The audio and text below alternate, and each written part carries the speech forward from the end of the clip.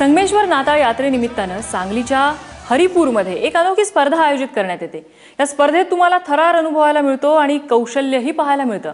चला तर मग हरिपूरमधली ही अनोखी स्पर्धा आपणही पाहूया।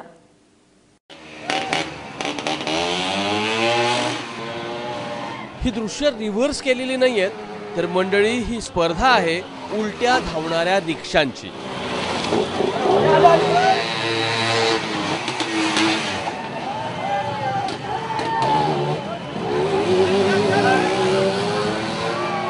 थरार रंगलाय सांगलीच्या हरिपूर गावात।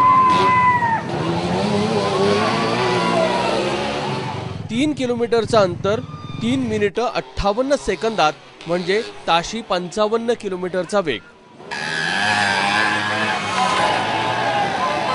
पर ही स्पर्धा काही चकचकीत रस्त्यावरची नाही, तर गावातल्या गल्ली बोळातली आहे। त्यामुळे रिक्षा चालकाचं कौशल्य इथं पणाला लागतंच।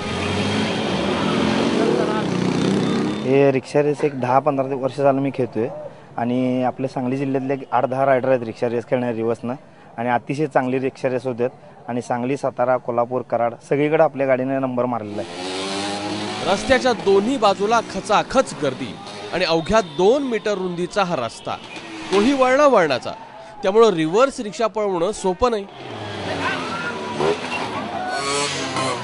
सांगलीच्या विनोद सौदीनं हे अंतर अवघ्या 3 मिनिटात आणि 58 सेकंदात पूर्ण करून प्रथम क्रमांक पटकावला। बैलगाड्यांच्या, घोडागाडीच्या स्पर्धा जेव्हापासून बंद झाल्या तेव्हापासून या रिक्षा स्पर्धेचं आयोजन या ठिकाणी केलं जाते आणि अतिशय मोठ्या प्रमाणात या स्पर्धा पाहण्यासाठी आजूबाजूच्या गावातून लोक उपस्थित असतात। बैलगाडी आणि घोडागाडींच्या शर्यतींवर बंदी आली, पण हरिपुरात रिव्हर्स रिक्षाची स्पर्धा सुरू झाली।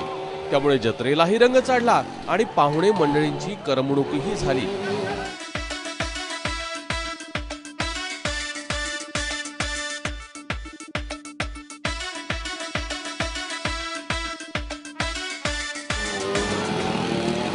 ब्युरो रिपोर्ट, ABP माझा, सांगली।